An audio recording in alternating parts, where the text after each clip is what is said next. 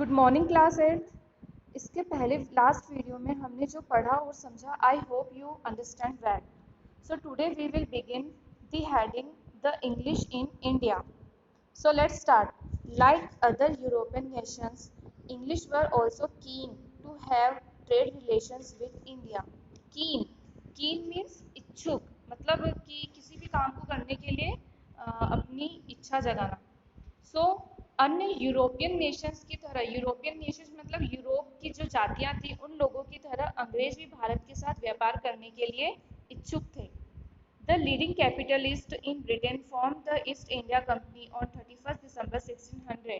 It means capitalist का मतलब होता है कि जो बड़े बड़े जो अमीर लोग होते हैं, मतलब रिच पीपल, जो कि बिजनेस में एक कैपिटल को इन्वेस्ट करने के लिए कैपेबल होते हैं, उन्हें कैपिटलिस्ट कहते हैं। सो जो इंग्लैंड के बड़े बड़े प्रमुख पूंजीपति थे, उनके द्वारा 31 दिसंबर 1600 को ईस्ट इंडिया कंपनी की स्थापना की गई। Queen Elizabeth first of England issued a charter providing 15 years monopoly in trading. England की महारानी एलिजाबेथ फर्स्ट ने 15 वर्षों के लिए एक चार्टर द्वारा व्यापारिक एकाधिकार प्रदान किया। इट मीन्स इंग्लैंड की महारानी एलिजाबेथ ने इंग्लैंड के व्यापारियों को 15 वर्षों के लिए चार्टर द्वारा व्यापारिक अधिकार दिए। The first British ship captained by Hawkins reached India in 1608 during the rule of Mughal Emperor Jahangir.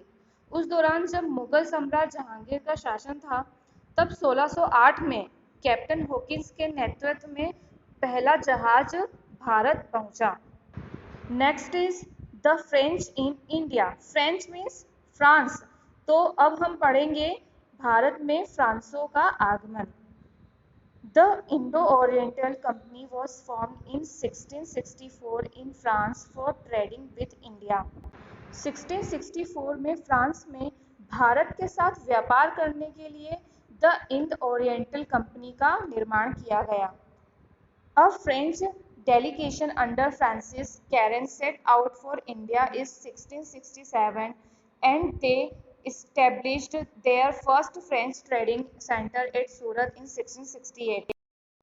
Francis Caron के अंडर 1667 में फ्रांसीसियों का एक दल भारत के लिए रवाना हुआ और 1668 में सूरत में फर्स्ट फ्रेंच ट्रेडिंग सेंटर की स्थापना की गई। Thereafter, the French set up trading centers at Machilipatnam in 1669 and Pondicherry in 1673 and at Chandranagar in Bengal between 1690 to 92।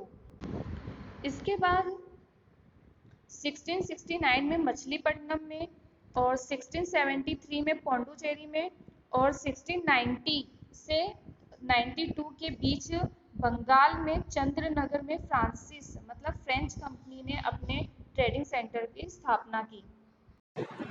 The French company built Fort Louis at Pondicherry for war defense. War means युद्ध and defense means protect. So the French company ने war defense से बचने के लिए पौंडुचेरी में fort Louis किले का निर्माण करवाया। They focused only in making profit from trading in India. French governor Dupleix took decisive steps.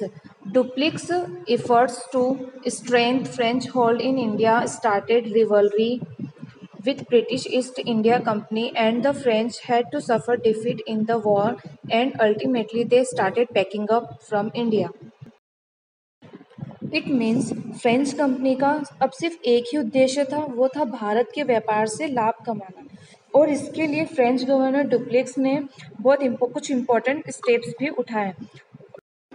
Duplex के प्रयासों से फ्रेंच कंपनी और ब्रिटिश ईस्ट इंडिया कंपनी के बीच युद्ध हुआ, जिसमें फ्रेंच कंपनी हार गई और अल्टीमेटली मीन्स धीरे धीरे फ्रेंच कंपनी को इंडिया से अपना सारा सामान पैक करके इंडिया छोड़ के जाना पड़ा।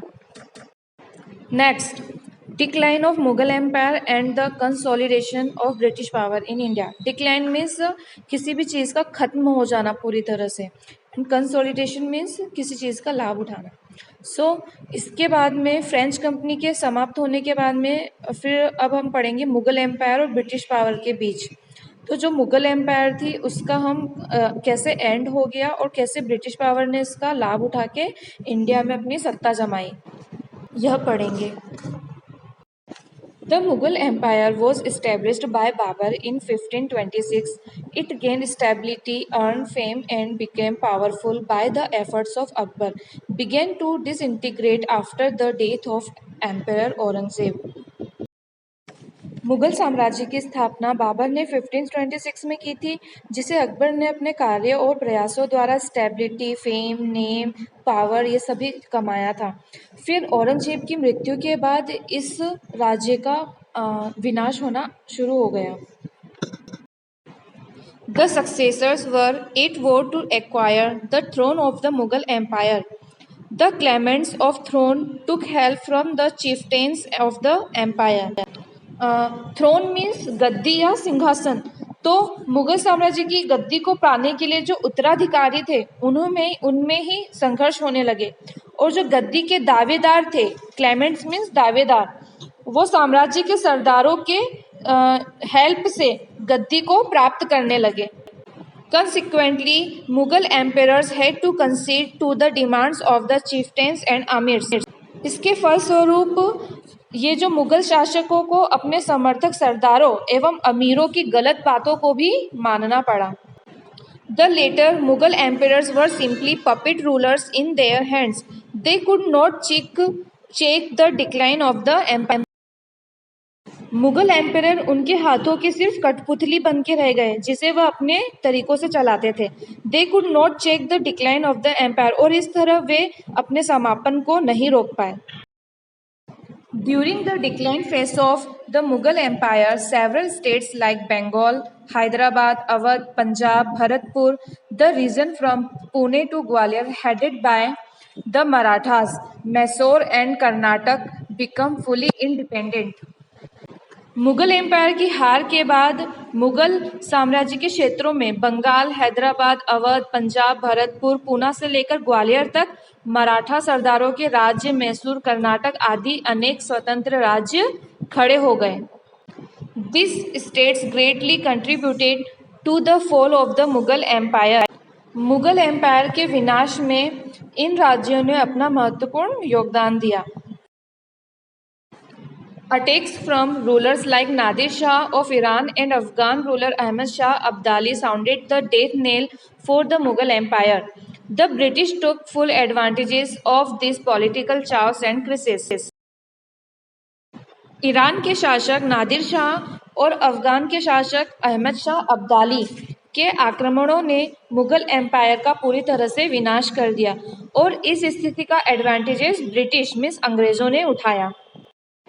Next, East India companies trade with India and business rivalry. इस टॉपिक में हम यह पढ़ेंगे कि ईस्ट इंडिया कंपनी का भारत के साथ व्यापार और उसका आरंभ कैसे हुआ। The east India company was formed under a 15-year charter issued by queen Elizabeth of Britain on 31st December 1600 for trade with India and the eastern countries.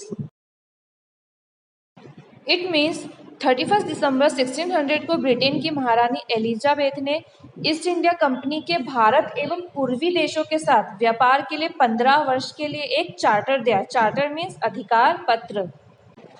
The charter also empowered the company to wage war, sign pact, enact laws, and to punish those who attacked the company's monopoly.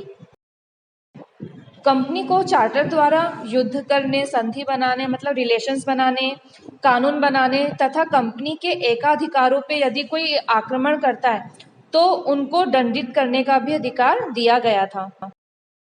The east India company was formed by a few British capitalist for joint trade. East India company Britain के कुछ पूंजीपतियों means अमीर लोगों के साथ व्यापार करने के लिए बनाई गई थी। The prime aim of the company was to earn more and more profit. It means company का जो प्राइम मतलब प्रमुख जो उद्देश्य था वह अधिक से अधिक प्रॉफिट कमाना था। The British believe that earning profit by hook और क्रूक वॉज राइट। और अंग्रेजों के लिए प्रॉफिट कमाने के लिए फिर चाहे वह रास्ता उचित हो या अनुचित यह चीज़ मैटर नहीं करती थी। Even loot and war were considered right by the British to fulfill the end of business. और अंग्रेजों को व्यापार के बहाने लूट मार करना सही लगता था. The company, by acquiring means of loot and trade, filled their coffers beyond capacity. और इस तरह व्यापार और लूटमार के तरीकों से अंग्रेज कंपनी मालामाल हो गई. The company also had political ambitions along with consolidating its hold over trade. The British analyzed the political weakness of India. British company व्यापार पर अपनी पकड़ बनाने के साथ साथ राजनीतिक मतलब पॉलिटिकल एम्बिशंस को भी लेकर चल रही थी और इस तरह से उन्हें इंडिया की जो वीकनेस थी उसका पता लग गया और यही इंडिया के विनाश का कारण बना. They thought that acquiring political power would be profitable to their trade and soon they started to work to achieve this goal. अंग्रेजों को लगता था कि व्यापार से अधिक लाभ राजनीतिक सत्ता प्राप्त करने में है और इसी लक्ष्य को पाने के लिए उन्होंने इसी पर प्रयास करना आरंभ कर दिया. So it is true said that कि कभी भी हमें अपनी कमजोरी किसी को बतानी नहीं चाहिए और यह इसका सबसे अच्छा एग्जाम्पल है. जैसे भारत की राजनीतिक कमजोरियों का पता लगने के बाद ही अंग्रेजों ने इस चीज़ का फायदा उठाया और यही भारत की विनाश का कारण बना. Earlier employees of company were corrupt and greedy. जो पहले के कर्मचारी थे वो बहुत ही करप्ट मतलब भ्रष्ट और ग्रीडी मीन्स लालची हो गए. They accepted bribe. Bribe means रिश्वत. उन्होंने रिश्वत लेना शुरू कर दिया. Their intention was to earn as much as possible. अब उनका उद्देश्य केवल कैसे भी करके अधिक से अधिक पैसा कमाना बन गया. Now your class is over. So thank you for listening class 8. Next हम नेक्स्ट वीडियो में पढ़ेंगे and have a nice day.